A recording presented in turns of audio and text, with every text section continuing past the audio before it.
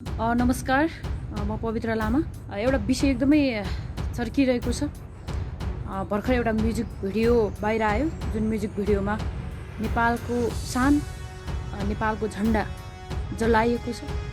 नेपालको झन्डा सँगसँगै जातीयताको कुराहरू मिसिएको छ। मङ्गोलियनहरूले बाहुन छेत्रीलाई गाली गरिएको छ। यी अनेक प्रकारका कुराहरू, दृश्यहरू हामीले भिडियोमा देख्न पाउँछौँ होइन। र यो भिडियो गर्ने भाइलाई चाहिँ नेपालको झन्डा जलाउने अधिकार कसले दियो र कसले अरायो यो काम?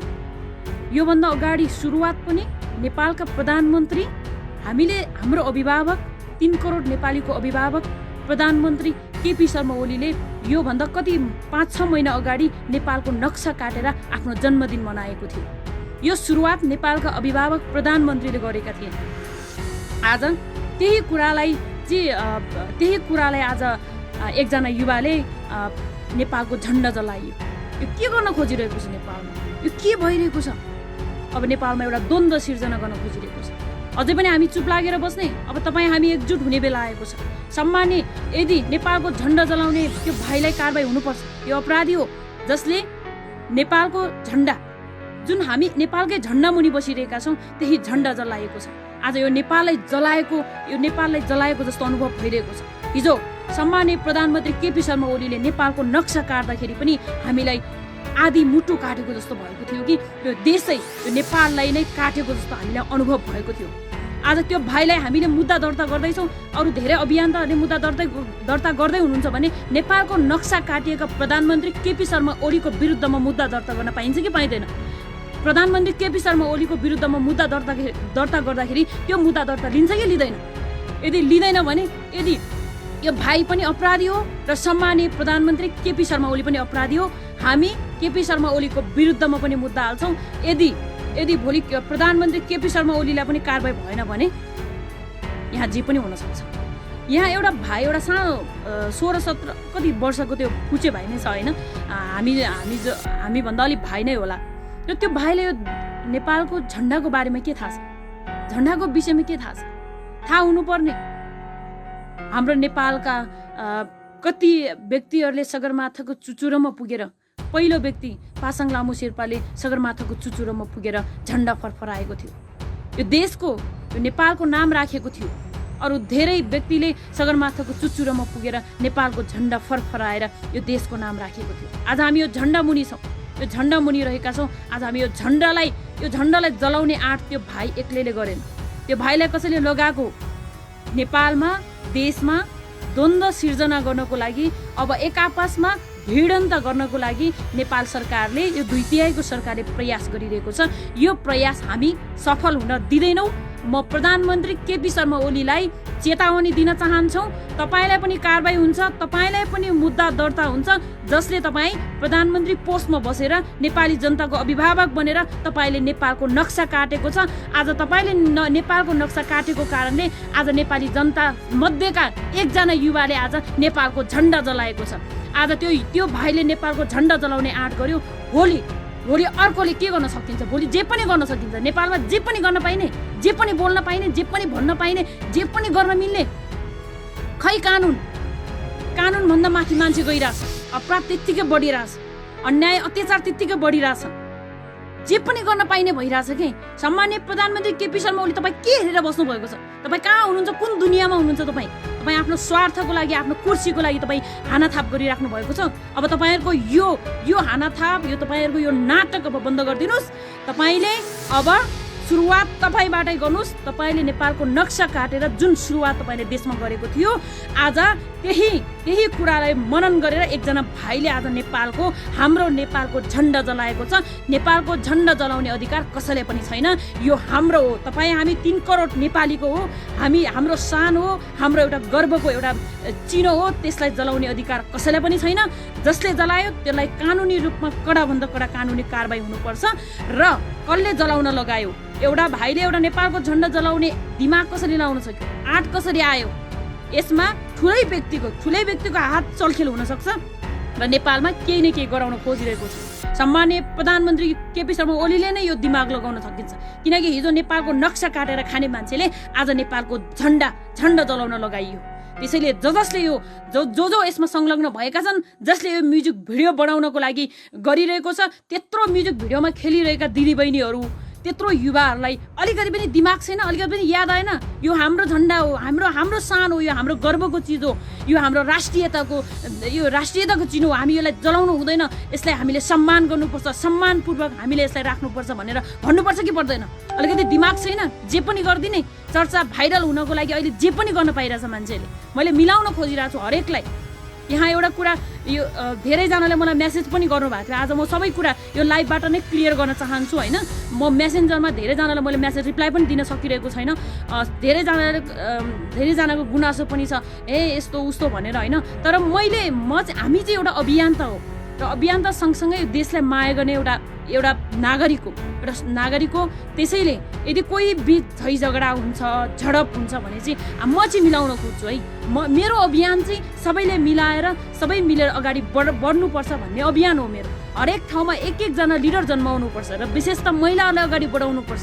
हिजोसम्म हामी बोल्न खोजिरहेका थियौँ, बोल्न चाहिरहेका थिएनौँ, हामी बाहिर नै आउन खोजिरहेका थिएनौँ भने अहिले धेरै महिलाहरू बोलेर अगाडि आउन खोजिरहेको छ। महिला बोल्यो भने चाहिँ त्यो यस्तो गर्नको लागि, उस्तो गर्नको लागि, भाइरल हुनको लागि अनेक प्रकारका कुराहरू गर्नु भन्दाखेरि पनि त्यसलाई चाहिँ कसरी हामीले अलिकति अगाडि लैजान सकिन्छ, सुधारेर कसरी अगाडि लैजान सकिन्छ, सल्लाह सुझाव दिएर कसरी अगाडि लैजान सकिन्छ भनेर चाहिँ हामीले पहल गर्नुपर्छ जस्तो लाग्छ। त्यसैले पछिल्लो समय विभिन्न घटनामा तपाईँले मलाई देखिरहनु भएको छ, विभिन्न विषयमा तपाईँले मलाई देखिरहनु भएको छ भने यो सबै यो देशको लागि हो।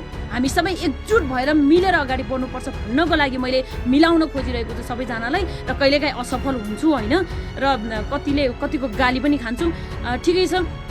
तर आज मलाई चाहिँ एकदमै चित्त दुखिरहेको छ। हिजोको बेलादेखि नै चित्त दुखिरहेको थियो जुन बेला प्रधानमन्त्री केपी ओलीले नेपालको नक्सा काटेको थियो। नक्सा काट्ने अधिकार ओलीलाई कसले दियो? सम्माननीय प्रधानमन्त्री केपी शर्मा ओलीलाई नेपालको नक्सा काट्ने अधिकार कसले दियो? यो नेपालमा बसेर त्यही पद यही नेपालले दिएर त्यही देशको नक्सा काट्ने सुरुवात तपाईँले गर्नुभएको पहिलो कारबाही तपाईँलाई हुनुपर्छ। सम्पूर्ण अभियन्ताहरूलाई म भन्न चाहन्छु, तपाईँहरूले सम्माननीय प्रधानमन्त्री केपी शर्मा ओलीको विरुद्धमा मुद्दा हाल्नुहोस्, मुद्दा दर्ता गर्नुहोस्। म आउँछु, भोलि हाल्छु म मुद्दा दर्ता। सम्माननीय प्रधानमन्त्री केपी ओलीको विरुद्धमा म हाल्छु मुद्दा, तपाईँ आउनुहोस्, तपाईँ हामी मिलेर हालौँ।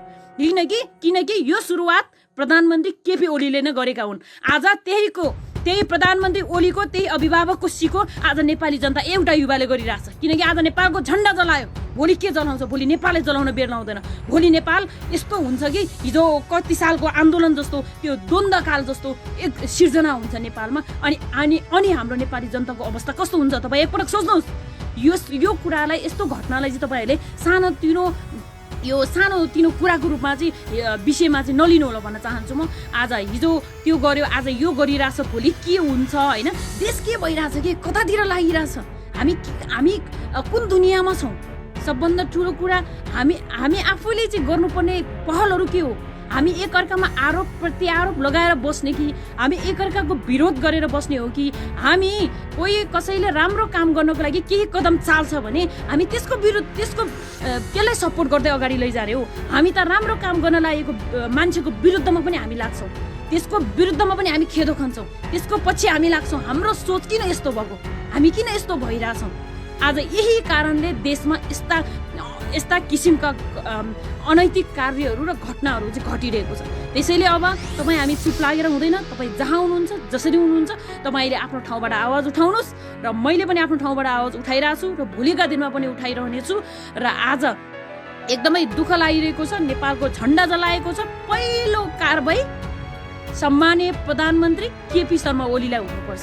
मेरो माग यही हो। मेरो मुद्दा दर्ता सम्माननीय प्रधानमन्त्री केपी ओलीलाई हुन्छ। भोलि मुद्दा दर्ता गर्छ कि गर्दैन, लिन्छ कि लिँदैन, म त्यो हेर्न चाहन्छु। त्यसैले आज सुरुवात कसले गर्यो? उसैले गर्यो होइन। आज नेपालको अभिभावकले जे गर्छ नेपाली जनताले त्यही गरिरहेछ। त्यसैले त्यो भाइलाई नेपालको झन्डा जलाउने अधिकार कसले दियो? त्यो भाइको पछाडि लागेका मान्छेहरू को छन्, कसले आइडिया दियो, त्यो सबैलाई कानुनी दायरामा ल्याएर, अनुसन्धानको घेरामा ल्याएर त्यसलाई कानुनी रूपमा कडाभन्दा कडा कानुनी कारबाही हुनुपर्छ। होइन भने नेपालमा जे पनि हुनसक्छ। हामी शान्तिपूर्वक तरिकाले हामी अगाडि बढ्न खोजिरहेका छौँ। तर यहाँ द्वन्द्व सिर्जना गर्नको लागि चाहिँ यहाँ अनेक प्रकारका जालझेल भइरहेको छ, अनेक प्रकारका राजनीति भइरहेको छ। मलाई यो राजनीति मन पर्दैन हेर्नु। राजनीति मनमा म एउटा पार्टीमा छु, र म पार्टीमा आफ्नो शान्तिपूर्वक इमान्दारीपूर्वक म काम गरिरहेको छु। मलाई राजनीतिक भाषाहरू मलाई बोल्न पनि आउँदैन, के हो त्यो हिजोको कुराहरू मलाई गर्न पनि आउँदैन।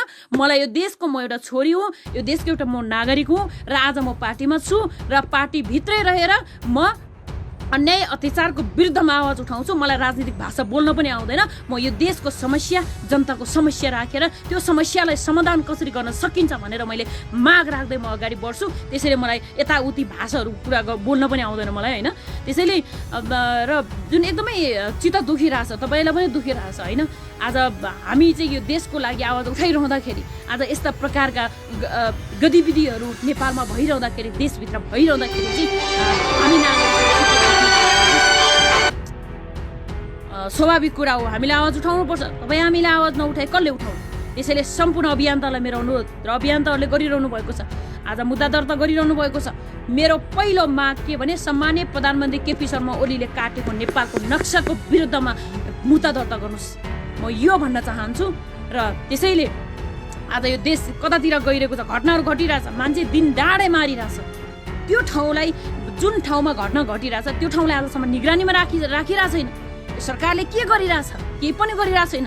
2/3 सरकार छ, मोज मस्ती गरेर बस्ने, जनतालाई दुःख दिने। हिजो पनि जनतालाई लुटेर खाना पल्किएकाहरू आज पनि जनतालाई लुटेरै खाना पल्किरहने।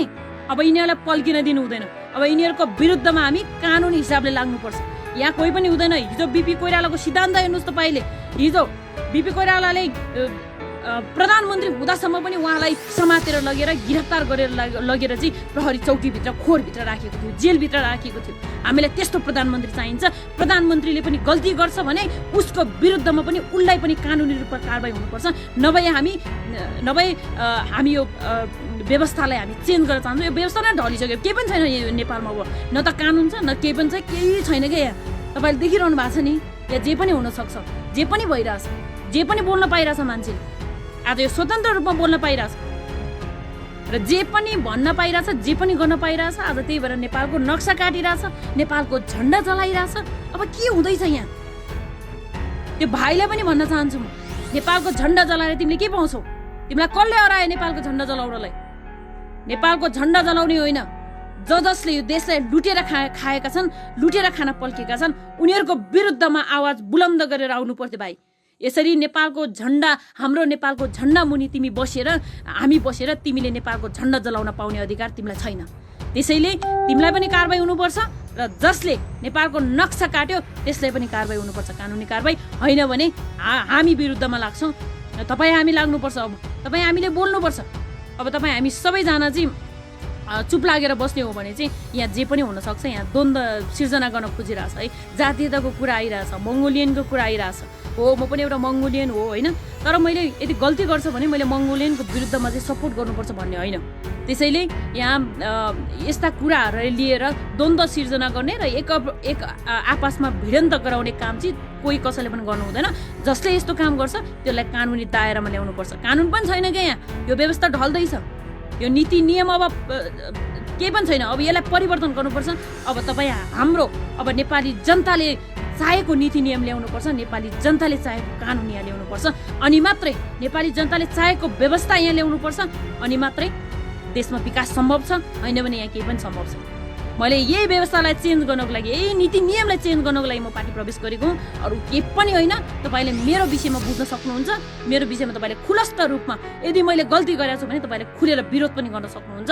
यदि होइन भने तपाईँले मलाई साथ दिनुपर्छ र साथ पनि दिइराख्नु भएको छ र तपाईँ हामी मिलेर नै अगाडि बढ्नुपर्छ। धेरैजनाले हेरिरहनु भएको छ, ईशा गुरुङ दिदीले हेरिरहनु भएको छ। दिदी नमस्ते, समाजसेवी सामाजिक अभियन्ता ईशा गुरुङ दिदी हुनुहुन्छ। भूभाग बेचिरहेछ भनिरहनु भएको छ। एकदमै हाम्रो भूभाग त बेचिरहेको छ। अब के भन्ने क्या, यिनीहरूलाई भनेर यो सरकारलाई जति भने पनि यो लाग्दैन। उनीहरूलाई मतलबै छैन, आफ्नै हिसाबले बसिरहेछ। त्यसैले अब मैले आवाज उठाइरहेको छु, नेपाली काङ्ग्रेसको नेतृत्व गरेर मैले आवाज उठाइरहेको छु।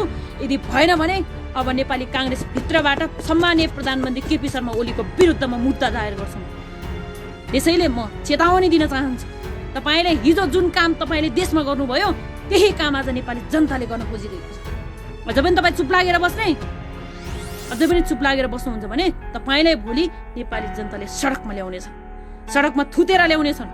त्यसैले तपाईँ अझै पनि कानमा तेल हालेर आँखा बन्द गरेर आँखा चिम्म गरेर अन्धो मान्छे जस्तो गरेर मौन भएर बस्न पाउने अधिकार पनि तपाईँलाई छैन। त्यो ठाउँमा तपाईँले किन बसिरहनु भएको छ, तपाईँको कर्तव्य के हो, तपाईँको दायित्व के हो, तपाईँ त्यो भित्रको दायरामा मात्रै बस्न सक्नुपर्छ। तपाईँले कसको लागि काम गर्नु, तपाईँ कसको लागि प्रधानमन्त्री बन्नुभएको, तपाईँ कसको अभिभावक हो। त्यसैले आज म नेपाली काङ्ग्रेसभित्र छु र तपाईँको विरुद्धमा मैले बोलिरहेको छु। जसले गल्ती गर्छ, जसले यो देशलाई लुट्न खोज्छ, जसले यो देशलाई बेच्न खोज्छ, अब त्यो जो कोहीको विरुद्धमा पनि आवाज उठाउँछु म भन्न चाहन्छु। र हिजो नेपालको नक्सा काटेर सुरुवात गर्ने सम्माननीय प्रधानमन्त्री केपी शर्मा ओलीलाई पहिलो कारबाही हुनुपर्छ। मेरो माग त्यही हो। तपाईँहरूले पनि यो विरुद्धमा आवाज उठाउनुहोस्। आज उहाँले सुरुवात गर्नुभयो, आज एकजना युवाले यो काम गरिरहेछ। आज एकदम दुःख लागिरहेछ मलाई। हिजो पनि दुःख लागिरहेको थियो, आज पनि दुःख लागिरहेछ। यो देश नै अब सकिन लागिसक्यो। अब के यो अब हामी यो नेपाल नै हो भनेर हामी रहन सक्ने अवस्था छैन। त्यसैले अब तपाईँ हामी एकजुट हुने बेला आएको छ। आउनुहोस्, तपाईँ हामी एकजुट भएर लागौँ भन्न चाहन्छु म सबैजनालाई। र आज एकदमै कस्तो हुन्छ नि, नेपालको झन्डा जलाइयो रे भनेर सुनिसकेपछि मैले सम्माननीय प्रधानमन्त्री केपी ओलीले चाहिँ नेपालको नक्सा काटेको सम्झेँ, याद गरेँ। मैले त्यो भिडियोहरू पनि हेरेँ जसले नेपालको नक्सा हाँसी काटेर आफ्नो जन्मदिन मनाउने आँट गर्ने प्रधानमन्त्री ओलीलाई कारबाही हुनुपर्छ कि पर्दैन? जे पनि गर्न पाइने, पदमा छ भनेर जे पनि गर्न पाइने। आज त्यो भाइलाई कारबाही हुन्छ भने प्रधानमन्त्री ओलीलाई पनि कारबाही हुन्छ, होइन भने यहाँ केही पनि हुँदैन, जे पनि हुनसक्छ। नेपालमा द्वन्द्व सिर्जना गर्न खोजिरहेछ। यसको प्रयास 2/3 सरकारले गरिरहेछ, नेकपा र कम्युनिस्टले गरिरहेछ। अब यिनीहरूको विरुद्धमा हामी बोल्नुपर्छ। बोल्ने बेला आएको छ। तपाईँ हामी सबैजना एकजुट भएर लागौँ भन्न चाहन्छु। र जसले नेपालको झन्डा जलाएको छ त्यसलाई कानुनी रूपमा कडाभन्दा कडा कानुनी कारबाही होस् भन्न चाहन्छु म। सबैजनाले हेरिरहनु भएको छ, तपाईँ सबैजनालाई धेरै धेरै धन्यवाद। र धेरैजनाको गुनासो पवित्र अनेक किसिमका ठाउँहरूमा देखिन थाले भन्ने प्रकारका कुराहरू पनि आइरहेको थियो। यो कुरालाई पनि म क्लियर गर्न चाहन्छु। मैले अघि नै पनि भने होइन, म एउटा समाजको एउटा सामाजिक अभियान त पनि हो। त्यसैले हाम्रो एउटा अभियान छ, हामी सबैजना एकजुट भएर लागौँ भनेर। त्यसैले यदि कोही झगडा हुन थाल्छ, कोही कसैमा मनमुटाव हुन थाल्छ, एउटा राम्रो काम गर्ने व्यक्तिहरूमा चाहिँ एकअर्कामा आरोप र प्रत्यारोपको सिर्जना भइरहेछ भने चाहिँ उहाँहरूलाई चाहिँ मिलाएर अगाडि लैजाऊ भन्ने चाहिँ मेरो सोच हो। त्यसैले मैले उहाँहरूलाई मिलाउनको लागि प्रयास गरिरहेछु, मिलाएर अगाडि बढाउन खोजिरहेछु। यसलाई चाहिँ तपाईँहरूले अन्यथा नसोच्नु होला, अनर्थ नलिनु होला भन्न चाहन्छु। र सबैजना, किनकि महिला एकअर्कामा आरोप प्रत्यारोप खेपिरहेछ भने त्यसलाई मिलाएर अगाडि लगियो भने चाहिँ एउटा महिलाले पनि के गर्न सकिन्छ कि देशमा भनेर हो। त्यसैले अन्यथा नसोच्नु होला। तर माया गर्नुभएको छ, धेरैजनाले सल्लाह सुझाव दिनुभएको छ, पवित्राजी तपाईँ यस्तो मान्छे उस्तो भनेर धेरैजनाले, एकदमै बौद्धिक मान्छेहरूले, एकदमै पढे लेखा मान्छेहरूले र मेरै शुभचिन्तकहरूले जुन कमेन्ट गरिराख्नु भएको छ, तपाईँले माया गरिदिनु भएको छ। त्यही माया हौसलाको कारणले मैले आफ्नो स्वार्थभन्दा माथि उठेर काम गर्नुपर्छ यो देश र जनताको लागि भनेर मैले हिँडिरहेको छु। मैले कहिले पनि आफ्नो स्वार्थको लागि सोचेको छैन। मलाई केही पनि चाहिँदैन, मलाई केही सफल हुनु नै छैन। मलाई न त गाडी चढ्नु छ, न त मलाई घर बनाउनु छ, न त मलाई महल बनाउनु छ, न त मलाई महलमा बस्नु छ, न त मलाई पैसामा खेल्नु छ। यी चिजहरूबाट पर रहेर जिन्दगीलाई आफ्नै हिसाबले जसरी चल्छ, आफूलाई जसरी एडजस्ट, म जुनसुकै ठाउँमा पनि एडजस्ट हुन सक्छु। मतलब जस्तो सुकै ठाउँमा पनि मलाई निन्द्रा लाग्छ। मलाई राम्रो ठाउँ चाहिँदैन, म जस्तो ठाउँमा पनि निदाउन सक्छु, म सडकमा पनि निदाउन सक्छु कामको बेलामा। त्यसैले मलाई त्यो अनेक प्रकारका सपनाहरू मलाई छैन, त्यो ठुलो सपना छैन। मलाई यही सपना छ, यो देशलाई एउटा सफल देश, एउटा राम्रो नेपाल भएको म देख्न पाऊँ। र नेपालका प्रत्येक युवाहरू म देशमै देख्न पाऊँ, युवाहरूको जमात म यो देशमै देख्न पाऊँ। मलाई यही इच्छा छ। र मलाई यो देशका गरिब, हिजो भर्खर मात्रै म बालकान्ति हस्पिटलमा गएको थिएँ। त्यहाँ जाँदाखेरि मलाई कति दुःख लाग्यो। यस्ता घटनाहरू त तपाईँ प्रत्येक हस्पिटलमा जानुहुन्छ भने तपाईँले पाउन सक्नुहुन्छ। मैले यो कुराहरू पार्टीभित्र राखेको छु। र कति समय यो गरिबी झेल्ने क्या, कति समय यो स्वास्थ्य शिक्षामा कहिले समय विकास कहिले हुने। एउटा गरिब परिवारको व्यक्तिले उपचार नै नपाइकन हस्पिटलमा छटपटाएर मर्नुपर्ने अवस्था छ। हामी यस्तो देशमा बाँचिरहेका छौँ। उनीहरूलाई कसले बचाउने? हिजोको एउटा 15 दिनको बच्चा, एउटा सुत्केरी आमा, भर्खरको 9 महिना गर्भमा राखेर जन्माएको सुत्केरी आमालाई के चाहिन्छ तपाईँ हामीलाई थाहा छ नि। मलाई एकदमै भक्कानी हो, एकदम मलाई रुन मन लाग्यो होइन। र त्यो आमाको अवस्था देखेर आज आफ्नो स्वास्थ्यको ख्याल राखेर आफू आराम गरेर बस्नुपर्ने अवस्थामा आफ्नो 15 दिनको बच्चालाई उपचारको लागि हस्पिटल ल्याउनु पर्छ र त्यहाँ पनि उसले उपचार पाउँदैन। एउटा गरिबले कहिलेसम्म उपचार नपाउने? कहिले चाहिँ सहजताको वातावरण सिर्जना हुन्छ स्वास्थ्य क्षेत्रमा? यो विरुद्धमा आवाज उठाउनुहोस् न। हामी एकअर्काको विरोध गर्नु भन्दाखेरि पनि म यसको विरुद्धमा आवाज उठाइरहेको छु।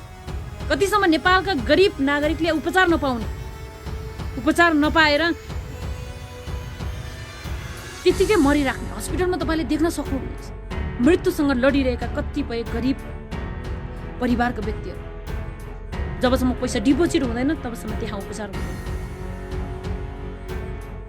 कहिले संस्थाको वातावरण सिर्जना हुन्छ? विगत ठाउँतिर कति धेरै घटना घटिरहेछ। त्यो घटनामा स्वास्थ्य शिक्षाको कमी छ। त्यो ठाउँमा त्यस्तो ठाउँमा शिक्षा कहिले पुग्ने? नेपाल सरकारले त्यो ठाउँलाई सर्च गर्नुपर्छ कि पर्दैन? कुन ठाउँमा शिक्षा पुग्यो पुगेन भनेर हेर्नुपर्छ कि पर्दैन? 2/3 सरकार आफ्नो कुर्सीको लागि हानाथाप गरेर बस्ने? अब यो हामी हुन दिनु हुँदैन। अब तपाईँ हामीले आवाज उठाउनु पर्छ। तपाईँ हामीले अगाडि बढ्नुपर्छ। सरकार के को लागि? नेपाली जनताको लागि हो कि होइन? यो सरकार सत्तामा बस्ने नेताहरूको लागि मात्रै हो कि नेपाली जनताको लागि हो? यदि नेपाली जनताको लागि हो भने आफ्नो स्वार्थलाई आजैबाट त्यागिदिनुहोस्। जसले स्वार्थको लागि काम गरिरहेछ त्यसको विरुद्धमा तपाईँ हामी जनता मिलेर आवाज उठाउँ। तपाईँ हामी एक भएर आवाज उठाउँ। आज म पार्टीभित्र बसेर आवाज उठाइरहेछु। तपाईँ जसरी सकिन्छ त्यसरी आवाज उठाउँ। यस्तो दुःखका कुराहरू, नेपाली जनताको दुःखको कुराहरू यति धेरै छन् नि। सबभन्दा ठुलो कुरा फ्रीमा उपचार हुनुपर्छ। फ्रीमै नभए पनि आधी त सहुलियत गर्न सकिन्छ नि त हस्पिटलले। एउटा गरिब गर्नै नसक्ने केही चिजै नभएको मान्छेलाई उपचार हुँदैन भने के त्यसलाई त्यत्तिकै मर्न दिने, छटपटेर मर्न दिने? त्यसको लागि सरकारले के गर्नु पर्दैन? केही व्यवस्था गर्नु पर्दैन? सामाजिक संस्थाहरू हुन्छ हो गरिरहनु भएको छ। हामीले धेरै पटक बेवारिसे मान्छेहरूले उपचार गर्दाखेरि सामाजिक संस्था, पाटन हस्पिटल, वीर हस्पिटलका सामाजिक संस्थाहरूले काम गरिरहेको छ। त्यहाँ पनि पावर चलाउनु पर्छ, त्यहाँ पनि पावर हुनुपर्छ, चिनेको मान्छे हुनुपर्छ। एकदम यो यस्ता कुराहरू सम्झियो भने चाहिँ एकदमै धेरै दुःख लाग्छ क्या। त्यसैले यही कुराहरूलाई केही मात्रामा सहजताको प्रदान गर्नको लागि म नेपाली काङ्ग्रेसमा आएको छु र नेपाली काङ्ग्रेसले यी कुराहरूलाई सुनि पनि रहनु भएको छ। उहाँले पहल पनि गर्नुहुन्छ। बाढी पीडितको लागि नेपाली काङ्ग्रेसले बारम्बार सहयोग गरिरहनु भएको छ। राम्रो कामलाई त हामीले राम्रो भन्दैनौँ न। यदि भोलि नराम्रो काम गऱ्यो भने त्यसको विरुद्धमा बोल्ने हो नि त, होइन र? त्यसैले यसरी यो अनेक प्रकारका गतिविधिहरू भइरहेछ। यसको सुरुवात नेपालका अभिभावकले गरेका छन्। यसको विरुद्धमा पनि हामी लाग्नुपर्छ भन्न चाहन्छु। र जसले फेसबुक लाइभमा हेरेर साथ दिनुभयो तपाईँ सबैजनालाई धेरै धेरै धन्यवाद। भ्रष्टाचार विरुद्धको आवाज पनि मैले एकदम उठाइरहेको छु। जसले भ्रष्टाचार गर्छ त्यसको विरुद्धमा खुलेर विरोध गर्नेछु, सडकमा आएर विरोध गर्छु। तपाईँहरूको अगाडि भनेको छु मैले है। र धेरैजनाले यहाँ हेरिरहनु भएको छ। तपाईँ सबैजनालाई धेरै धेरै धन्यवाद दिन चाहन्छु। हेरेर साथ दिनुभयो, हौसला दिनुभएको छ, माया गरिदिनु भएको छ। मेरो लागि त्यही ठुलो कुरा हो। सबैजनालाई धेरै धेरै धन्यवाद दिँदै आजको फेसबुक लाइभबाट म पवित्र लामा बिदा माग्छु। हस्त नमस्ते।